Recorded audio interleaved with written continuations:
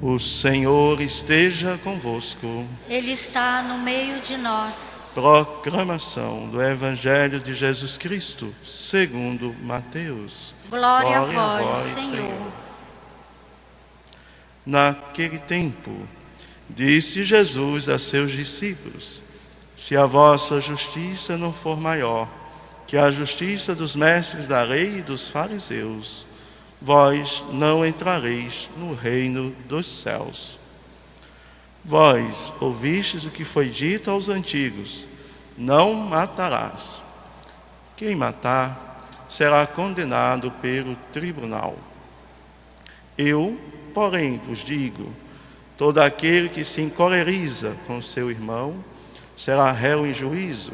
Quem disser a seu irmão patife será condenado pelo tribunal. Quem chamar o irmão de tolo será condenado ao fogo do inferno. Portanto, quando tu estiveres levando a tua oferta para o altar, e ali te lembrares que teu irmão tem alguma coisa contra ti, deixa a tua oferta ali diante do altar e vai primeiro reconciliar-te com o teu irmão. Só então vai apresentar a tua oferta. Procura reconciliar-te com o teu adversário enquanto caminha contigo para o tribunal. Senão, o adversário te entregará ao juiz, o juiz te entregará ao oficial de justiça e tu serás jogado na prisão. Em verdade eu te digo, dali não sairás enquanto não pagares o último centavo. Palavra da salvação. Glória a vós, Senhor.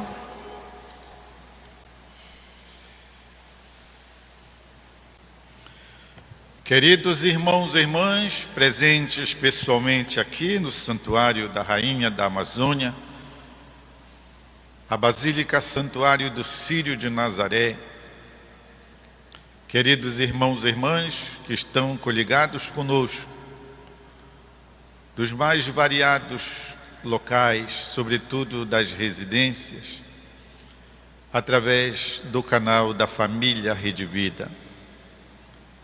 Estamos em pleno tempo quaresmal, este tempo que, fundamentados na expressão do apóstolo São Paulo, é chamado de tempo oportuno, tempo propício, tempo favorável.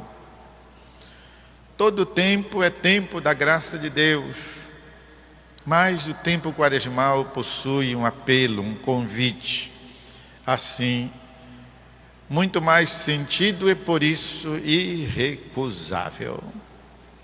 Já estamos caminhando para o segundo domingo da Quaresma. Como está nossa caminhada quaresmal? E até mesmo para quem ainda não se deu conta, podemos começar, podemos iniciar. Sempre há tempo, quando se trata de operarmos com Deus o nosso progresso espiritual, a nossa conversão, para usar uma palavra da Escritura. Este tempo quaresmal se apresenta para nós com tantas oportunidades de crescimento e hoje, inclusive, o Santo Padre convida-nos a valorizar, pelo bem da paz, um dos itens próprios do tempo quaresmal, a oração. Há vários: a penitência, o jejum, a esmola, ou seja, a caridade. Hoje, oração e jejum pela paz. Sabemos que o jejum tem várias finalidades, não é isso? Até do ponto de vista da saúde, do ponto de vista estético, para a gente perder peso, do ponto de vista da saúde, porque a gente então evita de engolir coisas que geralmente nos fazem mal.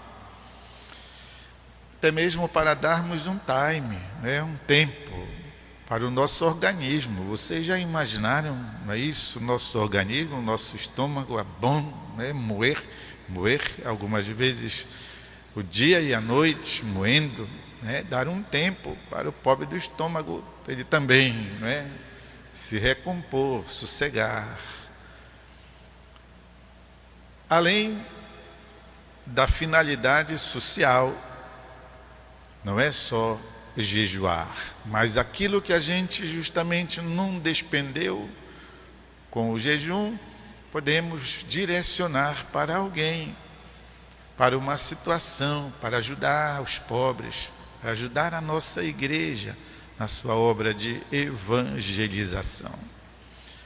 Mas o jejum tem, sobretudo, finalidade espiritual, porque o jejum não é bem feito por quem não tem o que comer. O jejum verdadeiro é aquele feito por quem, podendo, ignora, pois a alimentação de propósito pela intenção que quer oferecer. Vamos ver. Por exemplo, a fome, ela nos faz entrar em contato com a nossa fraqueza. É você tão arrogante, tão orgulhoso, tão prepotente. Daqui a pouco começa, né, a suar, a querer desmaiar, né, começa a enxergar assim, né, uma grande claridade, porque a vertigem que o nosso corpo começa a sentir sem o alimento. E aí a gente então se pergunta, na verdade, quem sou eu sem a comida? A gente que arrota tantas grandezas é nada sem a alimentação. Isso nos faz também espiritualmente sentirmos-nos solidários com os pobres. Há tanta gente que passa fome. Por exemplo, no nosso Brasil, cerca de 35 milhões de pessoas passam fome, se não tem somente o necessário para comer. Solidarizarmos-nos com elas, entendermos o que é estar sem comida, ou pior ainda, meus irmãos e irmãs, estar sem poder dar de comer àqueles que dependem da gente.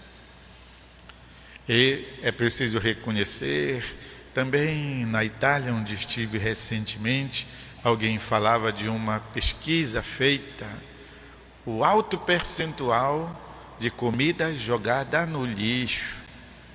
Mas também nós, às vezes na nossa casa, na nossa cozinha, quantos alimentos deixamos estragar, quantas sobras de comida não são aproveitadas.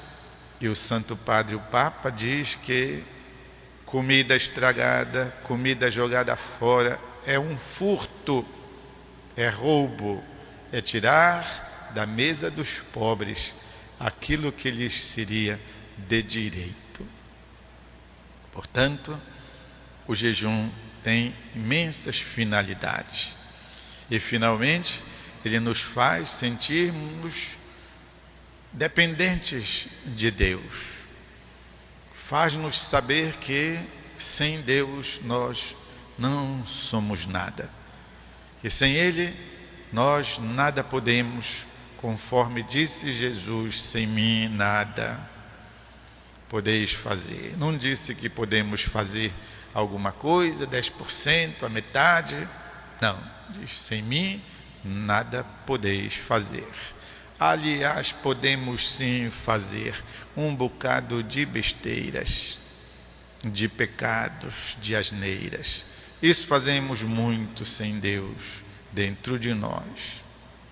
Por isso, queridos, o convite do Santo Padre, aqui hoje, jejuemos, oremos, para que possamos assim implorar de Deus a misericórdia e a paz.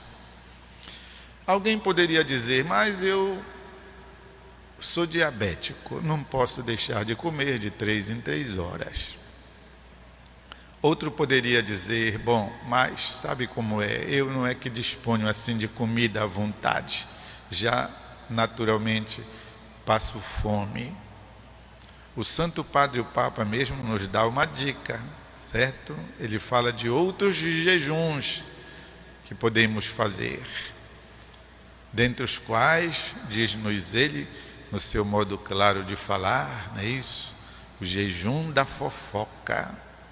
Abster, né? Fechar a boca, é também uma maneira de jejuar.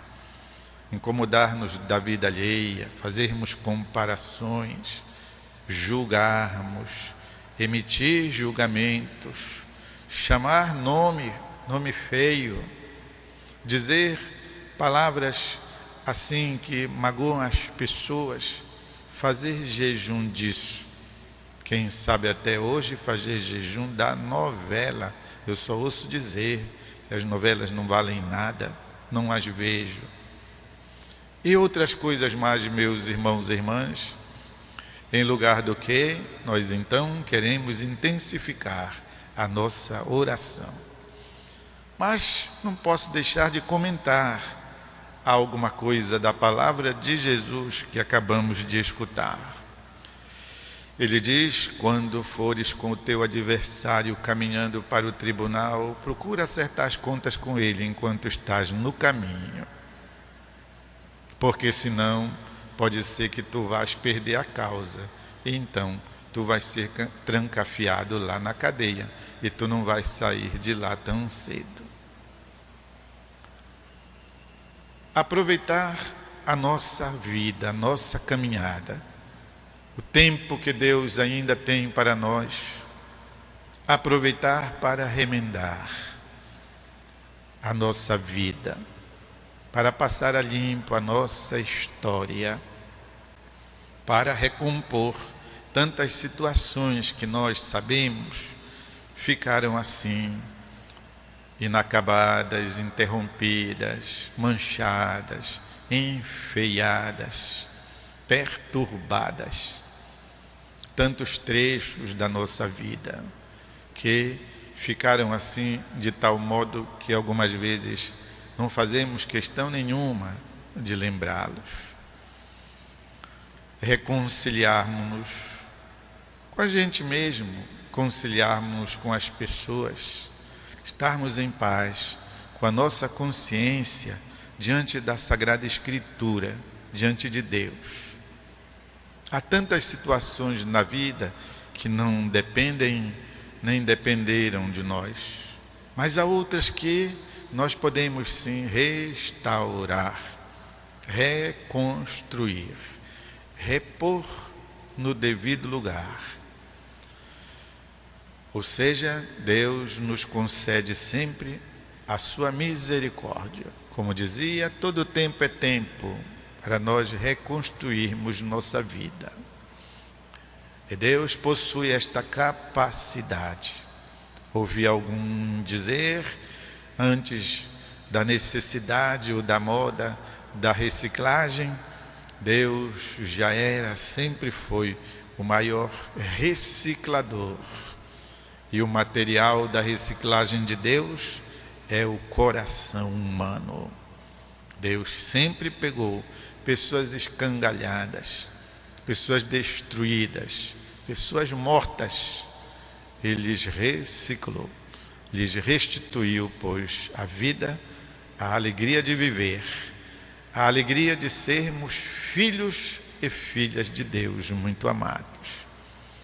Hoje, sexta-feira da misericórdia, queremos, pois, colocarmos-nos diante do coração de Jesus. Um instante de silêncio.